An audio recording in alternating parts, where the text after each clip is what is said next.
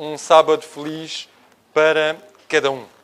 Sabem, quando eu fiz a disciplina de Evangelhos, o professor Roberto Badenas decidiu que para a disciplina de Evangelhos ele iria utilizar o método finlandês de ensino. Sabem qual é o método finlandês de ensino? O professor não ensina e os alunos têm que descobrir por eles próprios uma série de coisas. Aquilo que ele fez foi muito simples. Deu-nos para aí umas 50 perguntas, às quais nós tínhamos que encontrar respostas, fazendo dossiês um pouco agigantados. Cada dossiê era dividido em capítulos. Por exemplo, havia um capítulo que era dedicado aos movimentos religiosos existentes no tempo de Jesus, havia outro capítulo que era dedicado aos dirigentes políticos e religiosos e às respectivas leis que nós pudéssemos pesquisar e que tivéssemos encontrado que fossem relevantes nos Evangelhos, e havia um capítulo dedicado à arte. Nesse capítulo dedicado à arte, nós encontramos vários aspectos da arte relacionados com Jesus. E, sobretudo, na arte nós encontramos muitas pinturas e gravuras relacionadas com a crucifixão, como esta de Matthias Grunenwald, um pintor alemão do século XV. E nesta pintura, o que nós encontramos de interessante é que cada pintor retrata Jesus de acordo com a sua época. Uns retratam, tal como aqui Matthias Grunenwald, completamente submisso ao aspecto da crucifixão, com alguns personagens que não estão nos Evangelhos, mas que estão presentes ali. E há um outro personagem que um outro autor, Jerome Bosch, no século seguinte, retrata um Jesus completamente diferente na crucifixão. Como aqui nós olhamos para cada uma destas caras e parece-nos grotesco, não é? Imaginamos o que eles estarão a dizer, o que eles estarão a pensar. E temos, sobretudo, a figura central com olhos semicerrados de Jesus Cristo. E poderíamos continuar. A arte menciona-nos várias coisas sobre Jesus e, sobretudo, sobre a cruz. Que a cruz foi um aspecto central no ministério de Cristo, não há qualquer sombra de dúvida. Mesmo antes de enfrentar a cruz, no momento em que partilhava a ceia com os seus discípulos, se me quiserem acompanhar em Mateus, na famosa frase de Jesus, no Evangelho de João, capítulo 12 e versículo 32, Evangelho de João 12, 32, Jesus, antes mesmo de ir para a ceia, quando os gregos o quiseram ver, Jesus dizia: eu, quando for levantado da terra, todos atrairei a mim. E tal como nos foi relembrado esta manhã, os discípulos, quando levaram o Evangelho por todo o Império Romano, fizeram da cruz o seu centro. E dizia o apóstolo São Paulo que a cruz era simultaneamente um escândalo e uma loucura. Um escândalo para os judeus, uma loucura para os gregos. E não obstante essa centralidade do Evangelho estar na cruz, levou o apóstolo São Paulo a dizer à igreja de Corinto: eu nada me propus saber entre vós, senão a Jesus Cristo e este crucificado. É por isso que em momentos de Santa Ceia far-nos-á bem pensar e refletir sobre a centralidade da cruz e esta manhã sobre o lugar que cada um de nós ocupa face a essa cruz. Já a irmã White dizia, numa frase que todos nós conhecemos muito bem: bom seria passar cada dia uma hora de reflexão recapitulando a vida de Jesus, da manjedoura ao Calvário. Devemos tomá-la ponto por ponto, deixando que a imaginação se apodere vividamente de cada cena, em particular das cenas finais da sua vida terrestre, contemplando assim seus ensinos e sofrimentos e o infinito sacrifício por ele feito para a redenção da humanidade. Podemos revigorar a nossa fé, vivificar o nosso amor e imbuir-nos mais profundamente do Espírito que sustinha o nosso Salvador. Este é o conselho que ela dá se nós queremos incrementar a nossa experiência espiritual. É por isso que gostaria de vos lembrar alguns personagens que tiveram um aspecto preponderante junto da cruz. E ver como não apenas esses personagens não foram somente históricos, eles não apenas existiram nesse tempo, como eles são símbolo de personagens que existem ao longo do tempo, mesmo ainda no nosso tempo. E por isso, se formos ao Evangelho de Mateus, ao capítulo 26, vemos o primeiro personagem, esse não podia faltar. Ele não está na cruz, mas tem um papel preponderante para a cruz. Mateus 26, versículos 14 a 16. Evangelho segundo São Mateus, capítulo 26, versículos 14 a 16. Então, um dos 12, chamado Judas Iscariotes, foi ter com os príncipes dos sacerdotes e disse: que me quereis dar e eu vos-lo entregarei? E eles lhe pesaram 30 moedas de prata. E desde então buscava oportunidade para o entregar. Em primeiro lugar, um dos personagens principais em redor da cruz são aquilo que eu chamaria os calculistas. Os homens tipo Judas. Aquelas pessoas que andam sempre à procura de perceber qual é o valor de um homem. Percebem normalmente o ditado: cada um tem o seu valor. Os calculistas procuram perceber qual é o valor de cada pessoa. Quanto é que se pode retirar de cada pessoa. E com os calculistas há uma coisa que nós aprendemos: o valor da vida humana é sempre relativo. Ora, cada sociedade tem os seus Judas. Basta nós constatarmos hoje até que ponto as relações humanas são baseadas justamente sobre o cálculo, sobre a rentabilidade, sobre a arte de somar e de subtrair. Na sociedade em que nós vivemos, há muitas pessoas que continuam a usar outras para atingir os seus próprios fins. Há muitas pessoas que continuam a perceber o que é que eu posso lucrar do meu relacionamento com fulano. Como é que eu posso utilizar aquele e aquele outro. Os calculistas, tipo Judas, lembram-nos que enquanto se pensar assim, nunca se há de deixar de trair, nem de matar. Depois, no Evangelho de João, no capítulo 18, encontramos um outro tipo de personagens. Evangelho de João, o capítulo 18, o versículo 10 e 11, vamos encontrar os pragmáticos. Evangelho de João, capítulo 18, versículos 10 e 11. Então, Simão Pedro, que tinha espada, desembainhou-a e feriu o servo do sumo sacerdote, cortando-lhe a orelha direita. E o nome do servo era Malco. Mas Jesus disse a Pedro: mete a tua espada na bainha. Não beberei eu o cálice que o Pai me deu.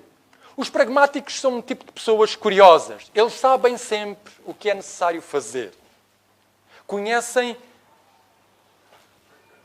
as regras e voluntariamente estão sempre dispostos a brandir o cetro ou, em algumas circunstâncias, a espada.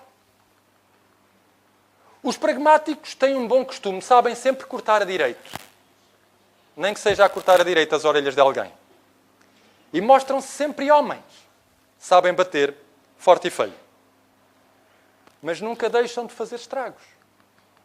E, na verdade, muitas vezes os pragmáticos não resolvem o mínimo problema. Mas na sua teimosia, os pragmáticos são terrivelmente tenazes, constantes. Num certo sentido, nós até admiramos a sua coragem e a sua bravura. Em último recurso, eles são sempre os defensores do humano e do sagrado. Mas sabem onde é que se encontram os pragmáticos na cruz? Lá longe. Esmagados pelo seu sentimento de culpa, porque eles próprios não conseguiram estar à altura dos seus ideais. O terceiro tipo de personagens que nós encontramos junto à cruz, aqui mesmo neste capítulo 18 de João, estão nos versículos 13 e 14. E conduziram-no primeiramente a Anás, por ser sogro de Caifás, que era o sumo sacerdote daquele ano. Ora, Caifás era quem tinha aconselhado aos judeus que convinha que um homem morresse pelo povo. Estes são aqueles que eu chamo os diplomatas. Os diplomatas conhecem as leis ao pormenor, não apenas as leis cívicas, mas as leis políticas, as leis religiosas. Para os diplomatas, é sempre bom que um indivíduo morra para evitar males maiores. Os diplomatas são sempre dispostos a sacrificar alguém para salvar a sua própria posição. Mas os diplomatas também estão sempre armados de argumentos infalíveis. No entanto, se repararem bem, muitos diplomatas têm um coração de pedra, tal como Anás e Caifás. Os seus sentimentos são frios e as suas bocas muitas vezes articulam condenações à morte. A maior preocupação de Anás e de Caifás é a responsabilidade, a ordem, a razão. As suas ações são sustentadas pelas suas posições religiosas. E por causa dessas posições religiosas, moralmente, eles parecem estar acima do nível da média. Insuspeitos. Mas, na verdade, normalmente as ações que os diplomatas realizam, muitas delas contribuem para fazer avançar a desumanização, a corrupção e o poder da morte. Junto aos diplomatas, há uns outros personagens. Não é que João não fale dele, mas Lucas dá um melhor detalhe dele.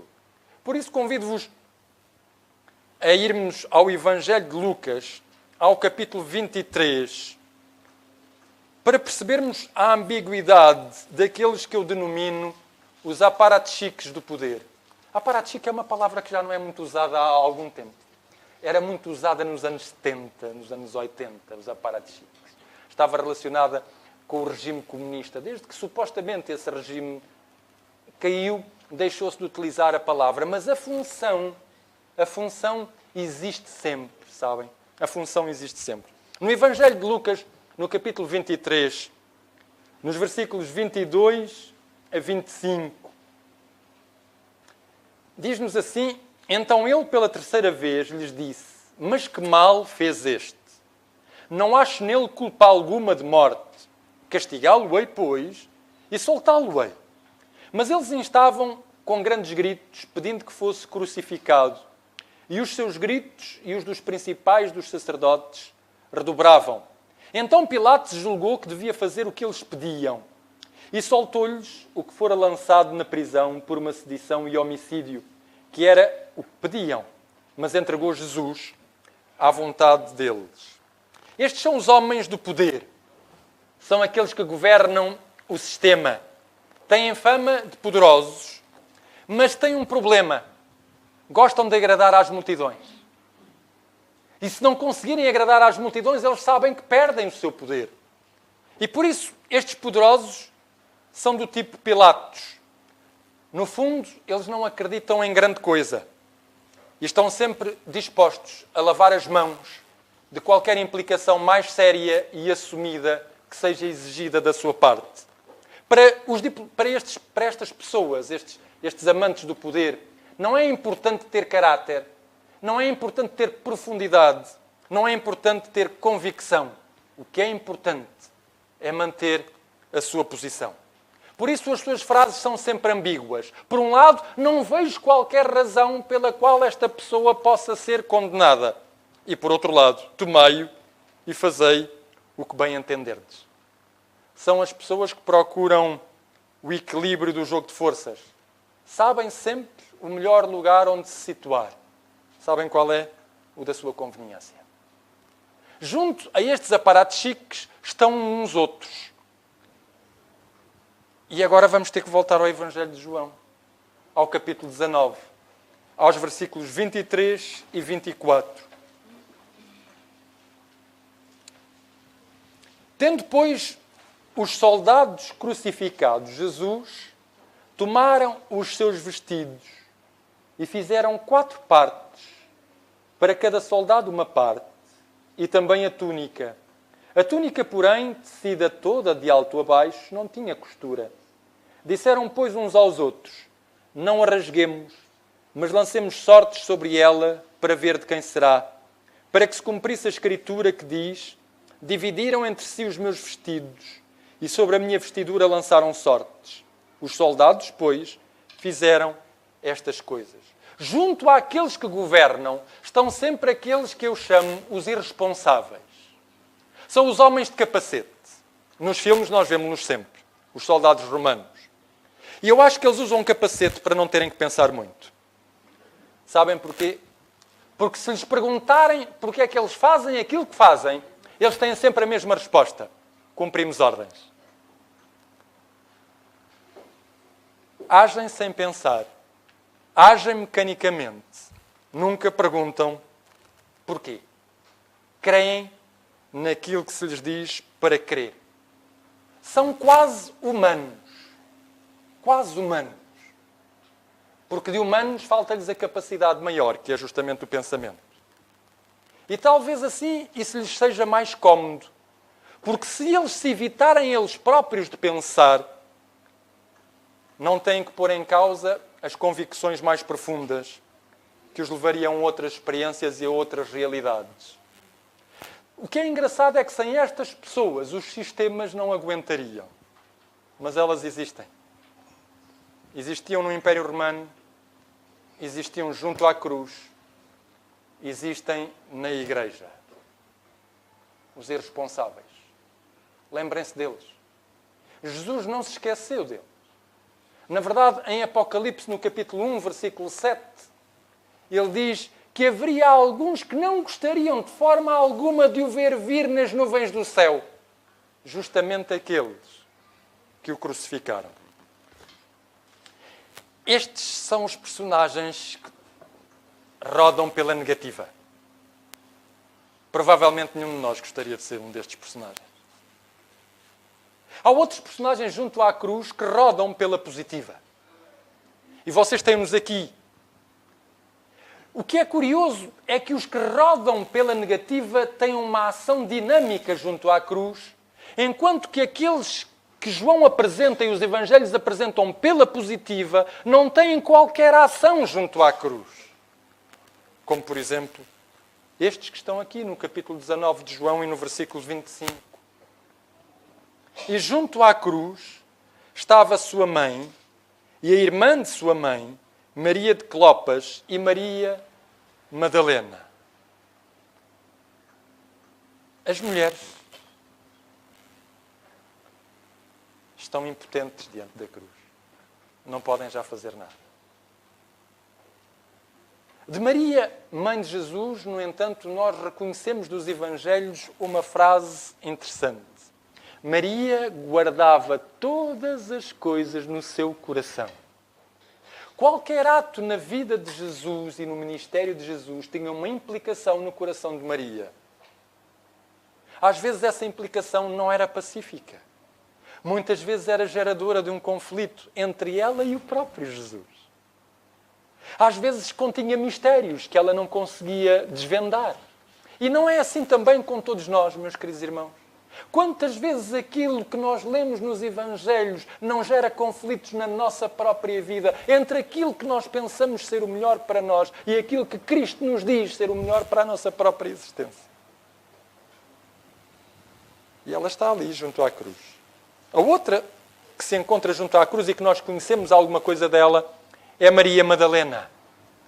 E aquilo que nós percebemos de Maria Madalena é que desde o momento que Jesus interveio na sua existência, não houve mais nada que a fez parar diante de Jesus.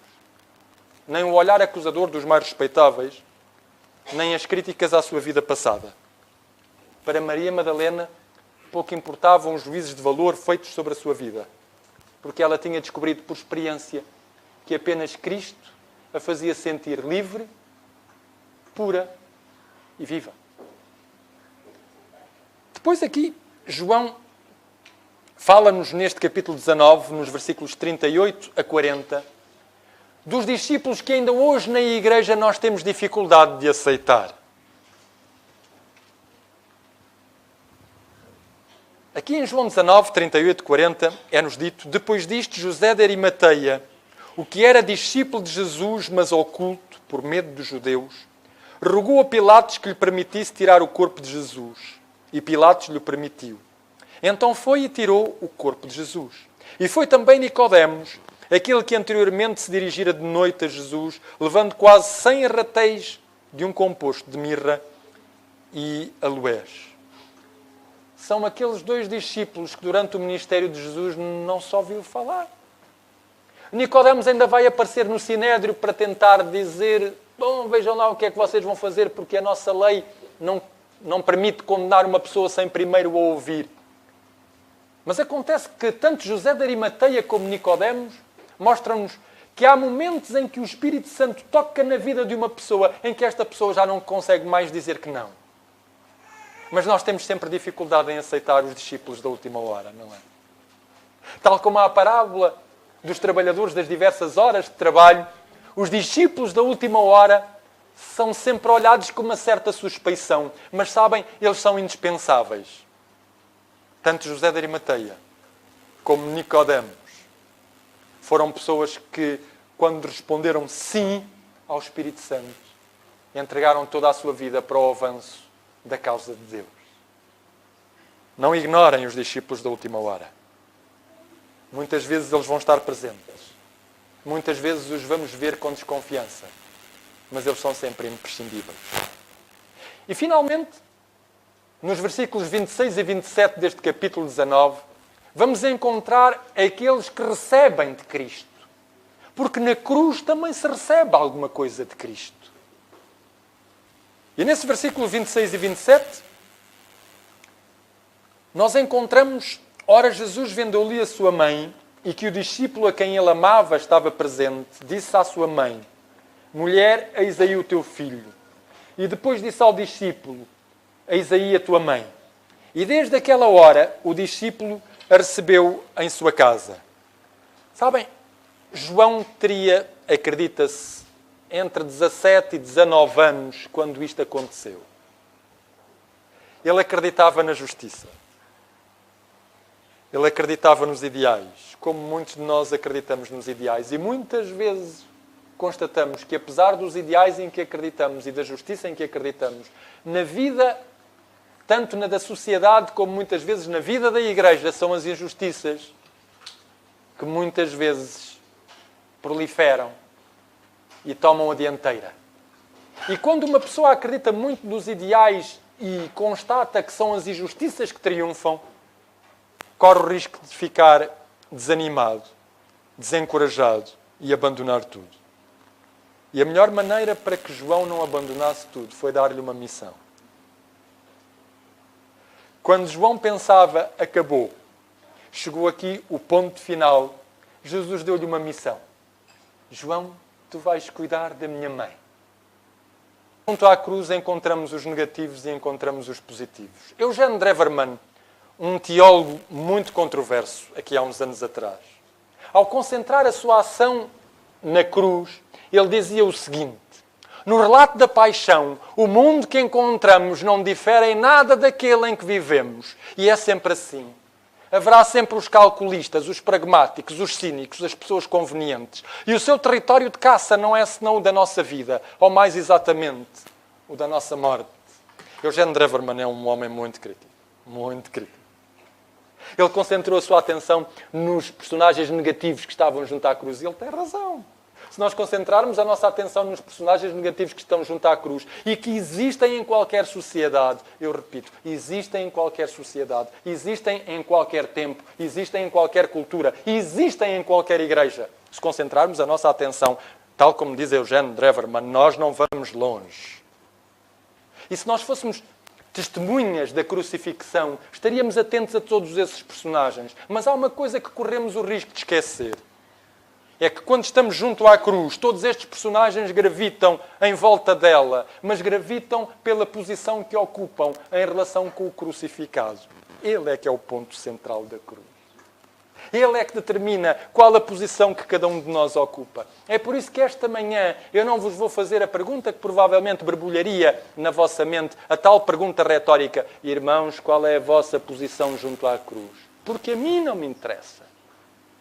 A mim o que me interessa saber é se eu, perto da cruz, olho para o crucificado.